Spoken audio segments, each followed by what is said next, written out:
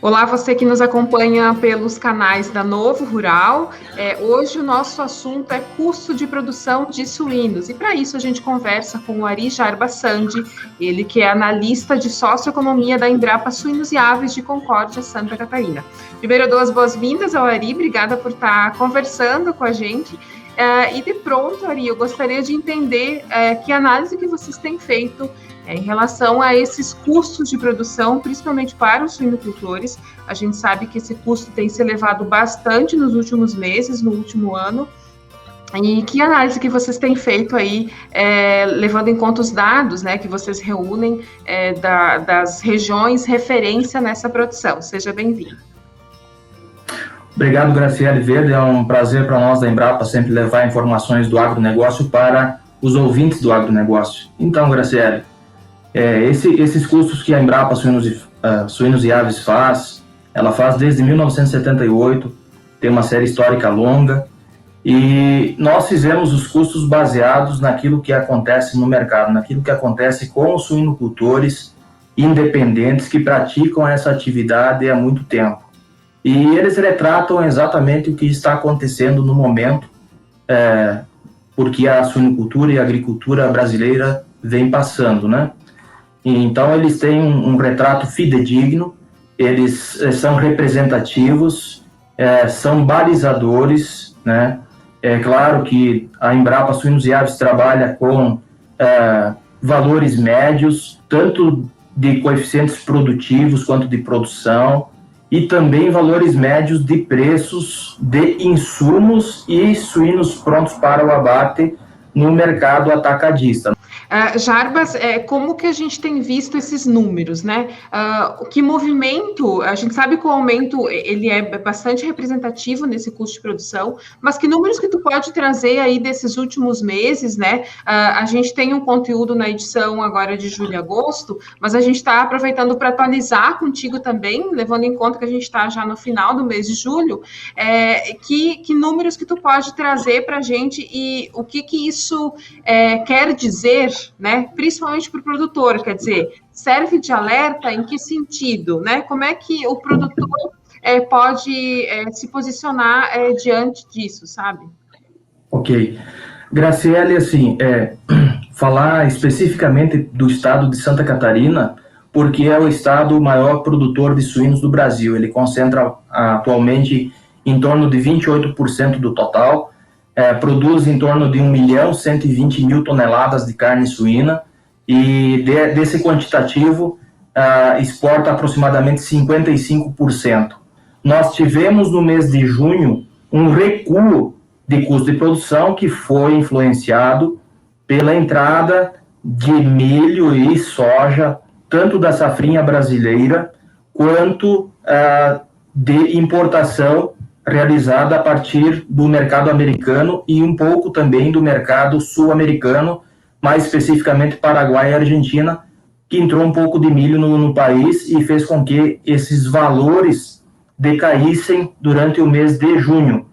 Contudo, no mês de julho, nós estamos na terceira semana, finalizando ela já, e tivemos aumentos novamente no preço do milho, um pouquinho no farelo de soja, mas tivemos esses aumentos. Então, por exemplo, no mês de junho nós tivemos em Santa Catarina um custo de produção de R$ 6,82 por quilograma de suíno vivo, ante a R$ 7,29, o 7,30, que é no mês de maio. E eu fiz uma prévia, agora há pouco, com os preços que nós temos lançados no mercado, pode ser que no mês de julho agora, o custo de produção de suínos volte à casa dos 7,20 a 7,25 em Santa Catarina. Ele volta a esse patamar em Santa Catarina, contudo, nos demais estados também ele tende a crescer justamente em detrimento do aumento no preço do milho. E esses aumentos, eles impactam diretamente sobre os custos totais de produção, porque a alimentação, por exemplo, ela participa em torno de 80% dos custos totais. Então, qualquer variação nos preços dos insumos que são utilizados para fazer as rações, que é o principal item de custo de produção, ele vai impactar diretamente sobre os custos totais. Então, todo o cuidado nesse momento, ele ainda é pouco para aqueles suinocultores que não têm, veja bem, para aqueles suinocultores que não têm estoque de matéria-prima. Por quê? Porque nós estamos atravessando um período de muita incerteza. Tivemos atrasos de plantio na safra, tivemos problemas decorrentes de pragas durante a safra, a cigarrinha que afetou fortemente as lavouras aí durante a safra, né? Isso reduziu a quantidade de oferta desses insumos no mercado interno. Por consequência, também atrasou o plantio da safrinha.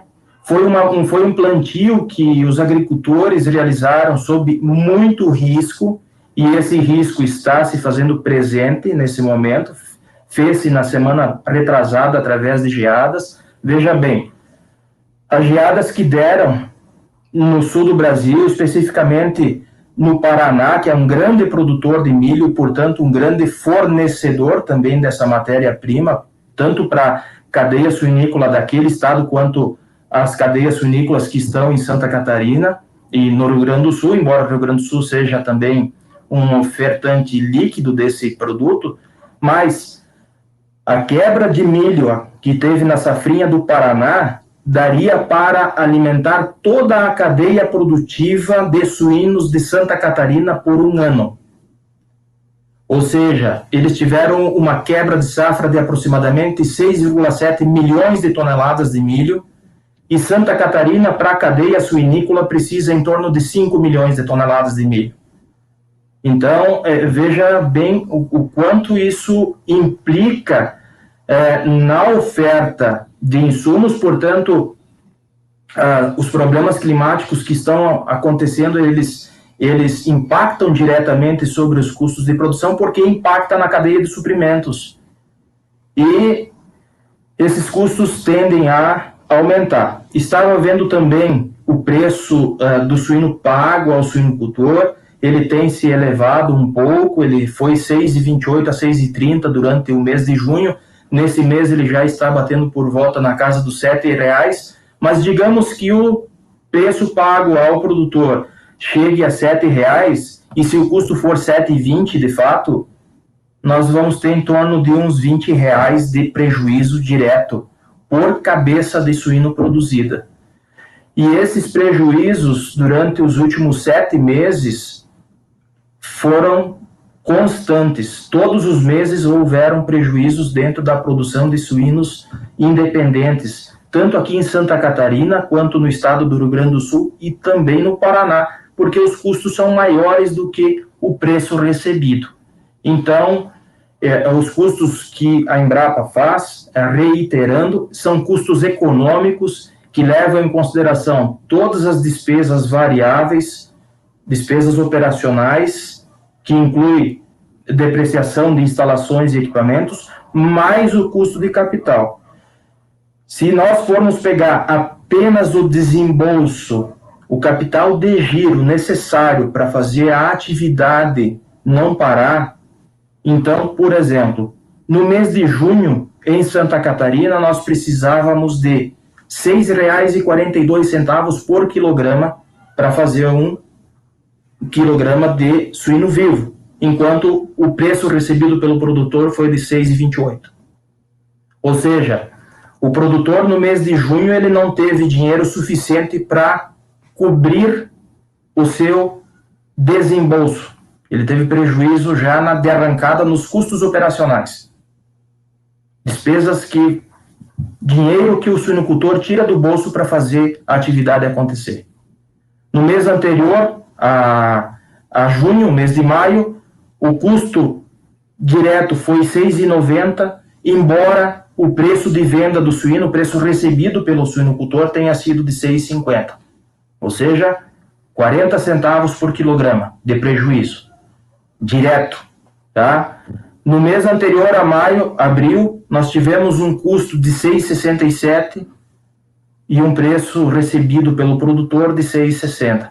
Se pegarmos desde janeiro até o momento, o suinocultor teve prejuízos líquidos nos 3 estados da região sul. É claro que Em Santa Catarina, talvez o prejuízo seja um pouco maior, porque o estado ele é dependente do fornecimento dessas matérias-primas de outros estados.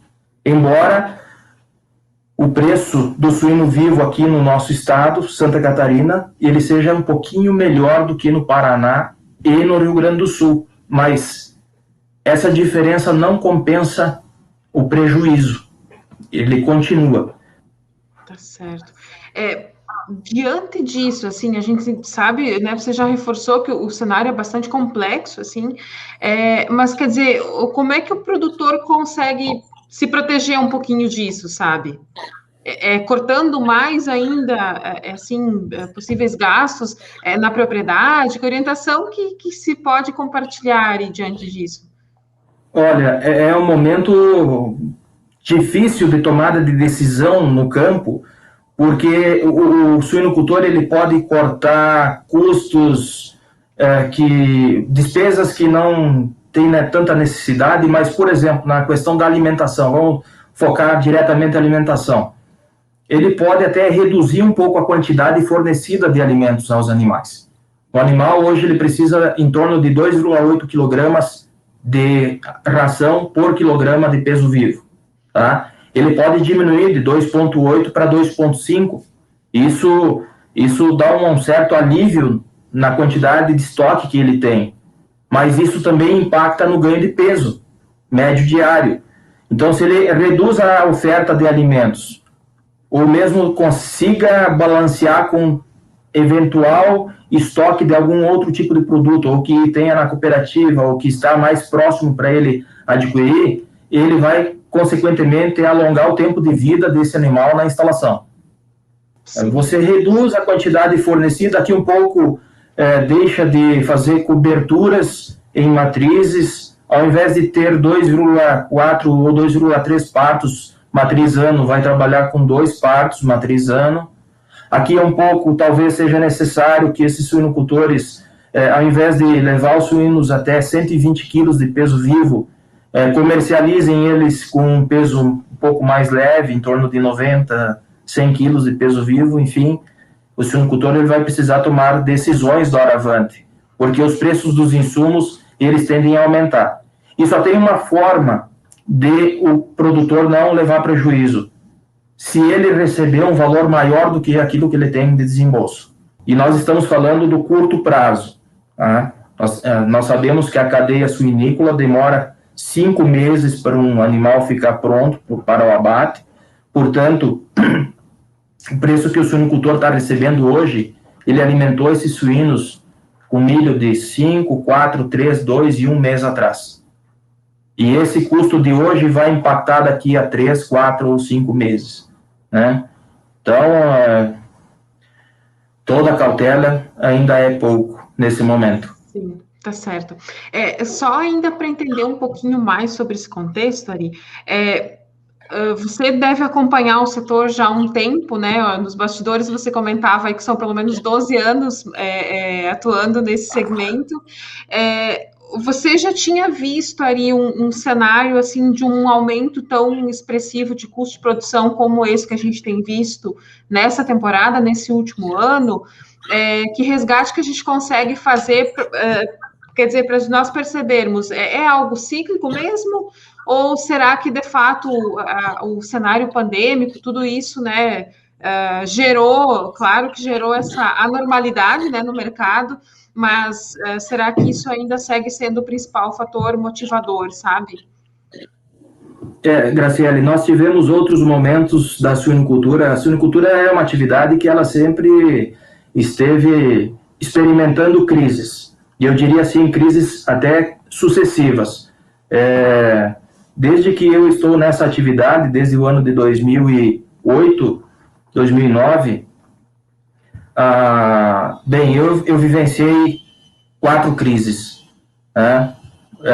2008 teve uma crise violenta, crise também de preços, de produto recebido. 2012 teve uma crise violenta em preços de insumos, ou seja, o preço do milho e do farelo de soja naquela época estavam fora da normalidade. Então, os suinocultores tiveram, assim, no ano de 2012 e 2013, eles enfrentaram problemas seríssimos 2016 foi um ano terrível, né? E agora 2019, 2020 e 2021.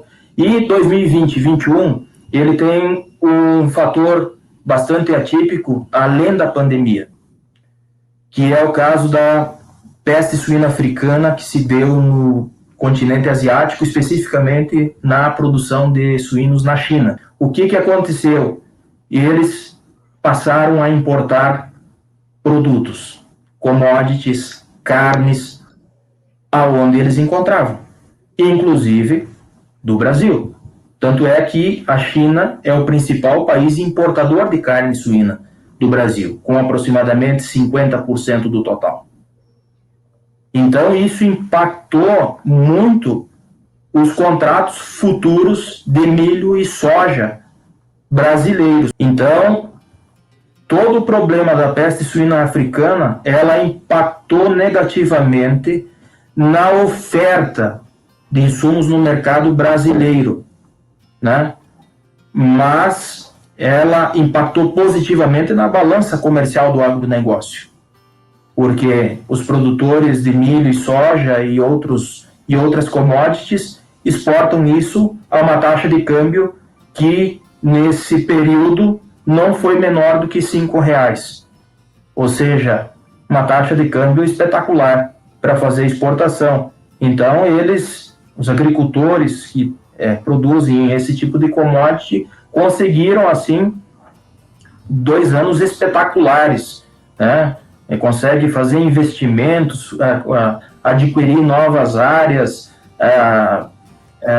fazer uma modernização tecnológica em todos os sentidos, né? Mas, por outro lado, tem uma cadeia produtiva que depende desses grãos que não tem aqui. Então, a pandemia cooperou sim, mas que mais influenciou foi o fato da peste suína africana, essa crise sanitária na atividade suinícola no mercado chinês, ou seja, na produção de suínos na China. Legal, Ari. A gente agradece a sua participação nos canais da Novo Rural. A gente vai continuar monitorando esse assunto também e, na medida do possível, repercutindo e fazendo contato aí com o pessoal da Embrapa para nos atualizar sempre com informações sobre isso. Muito obrigado, Graciela. E quando vocês precisarem, quando o Novo Rural precisar, estamos sempre às ordens.